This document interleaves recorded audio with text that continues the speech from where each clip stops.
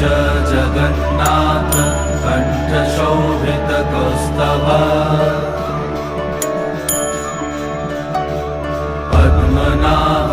वेदगर्भ चन्द्रसूर्यविलकरा जगन्नाथ लोकनाथ नीलाद्रीश परहरि दीनबन्धुर्दया सिन्धु कृपालु जनरक्षका कम्बुपाणि चक्रपाणि पद्मनाभ नरोत्तम जगत्तं पालको व्यापी सर्वव्यापी सुरेश्वर